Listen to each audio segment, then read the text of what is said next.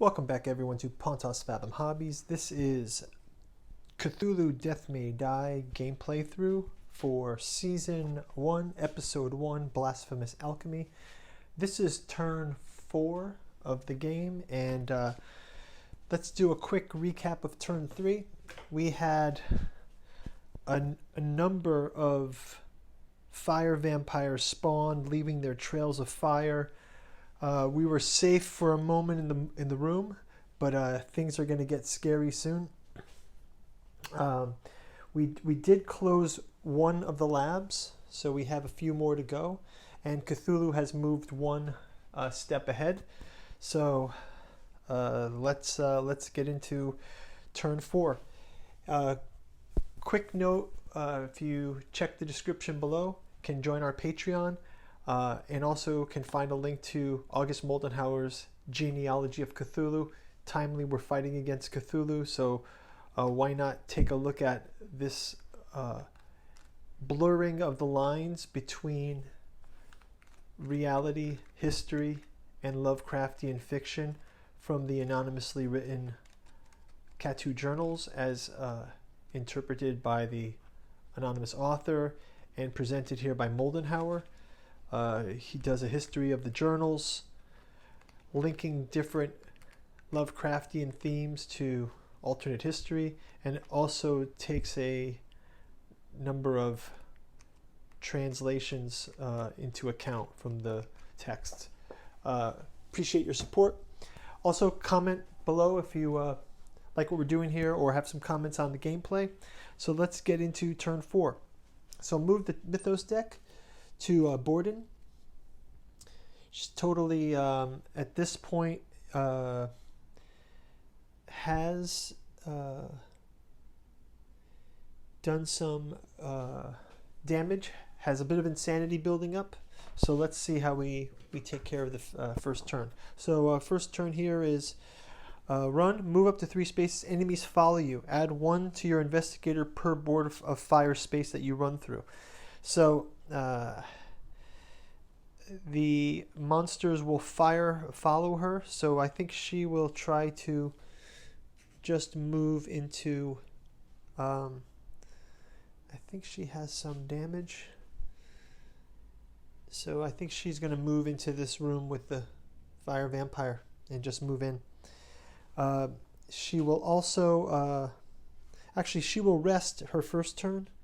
So she rests her first turn, and she can heal 3 stress and 3 wounds. So she will heal her stress because she will need those rerolls. Second move, she will move into the room. And third move, she will attack the fire vampire. So she'll take her 3 dice, and she will roll her attack. Okay, she gets 3 attack on that. I think she'll go with that. So with that, she does 3 damage, and that's 3 damage out of the 4. So that is her turn for her 3 moves. She did a rest, she did a move, and she did an attack. So next she will draw a Mythos card, and the Mythos card says each investigator in Aurelia space loses 1 sanity. So Morgan loses 1 sanity. So he will lose his sanity. It's Aurelia Unleashed. Aurelia Unleashed. So he loses 1 sanity. And fine. So now there's now we are resolving of any special effects. So let's check out special effects. Move 1 star, summon a cultist on each Aurelia space when Cthulhu advances, so he's not advancing yet. And then also we have when revealed, summon Cthulhu onto your space. Oh no, this is revealed. He's not revealed yet. That's stage 2. So we're still in stage 1.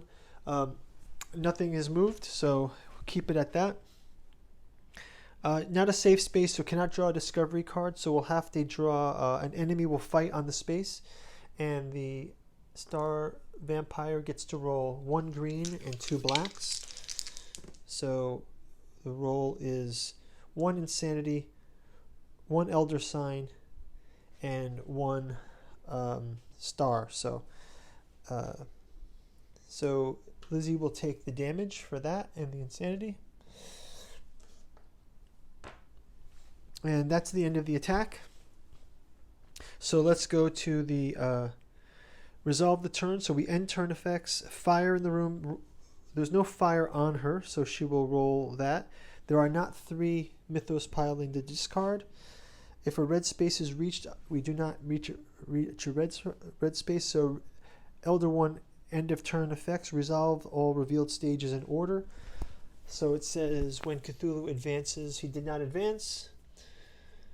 So we also have to summon a cultist on each real yes space. So I think that's only when he advances. So that it does not advance him. So that is fine. And we are on to Morgan's turn. So I think Morgan has to move ahead to help out Borden. So Morgan will also, he will just go ahead and move in, perform his attack on the fire vampire. So again, he will roll his 3 dice. He gets 2 tentacles and 1. He will take 2 stress to re-roll these 2 dice. So he gets the 1 attack. And he gets 1 insanity but 3 attack. And that proceeds to kill the fire vampire. So move that back 1 off the board. And he will use his last turn to resolve the fire in the room. So he gets to roll 3. And he successfully extinguishes the fire here. So good news for Morgan. Okay, so at this point in the game, we are going to draw a Mythos card. So Mythos card is drawn. Lab accident. Each figure in a space with an undestroyed lab takes 1 wound. Okay, so they both take a wound. That's the first one. Second one, also each investigator with a guilty conscience takes 2 stress. He has a guilty conscience. He can only take 1, so he takes a wound instead. Yikes. How can he get rid of a guilty conscience? So he has to just keep that, I guess. That's an ongoing menace to Morgan. So he takes his guilty conscience and he took the wound instead. And he will discard that into there. Oh, wait, I think he had 1 extra turn here. He moved, he put out the fire, he didn't destroy the lab. Okay, he did not destroy the lab. So I probably should have destroyed the lab instead. That would have been the smarter move. But no worries, we can do it next turn. Okay, so lab accident Mythos card is completed. So this is fun. This is great. Okay, so now it's investigator fight. Amazingly, we're in a safe space. Let's hope for a good result. So discovery card from Blasphemous Alchemy, and we get Beaker. You may discard this card to deal wounds to all labs and figures, either in your space or an adjacent space. Each target takes wounds equal to the number of fire tokens in their space. So he cannot claim the stress for this Beaker.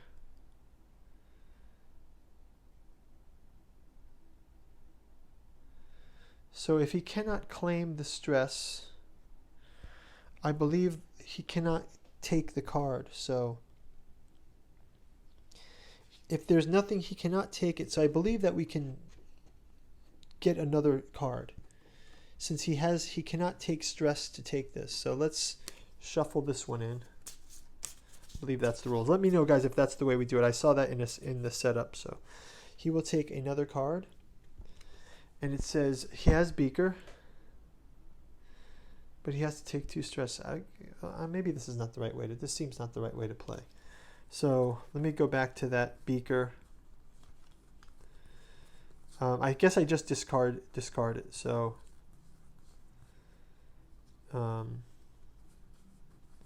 It was just clutter beaker. I believe I will just discard this. So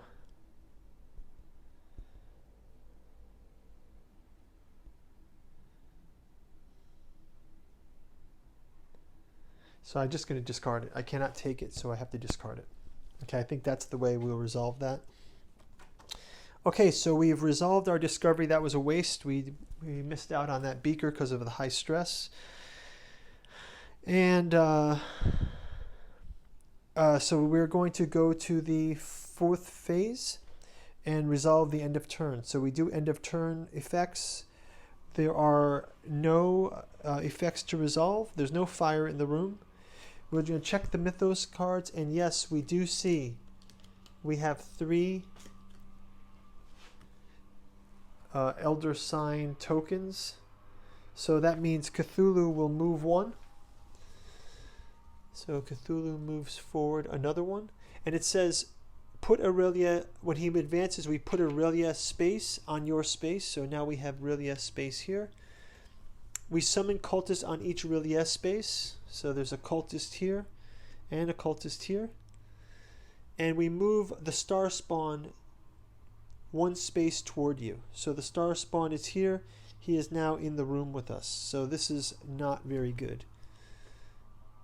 So if he's not there, he is on the blue gate. So our next turn is going to be a rough one. So that will be the end of the turn.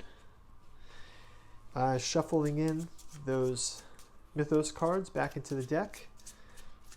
And we're going to place it up for Borden for the next round. Guys, check out the next turn in the link up ahead. And like and subscribe. And we'll see you in the next video. Thanks a lot. Bye-bye.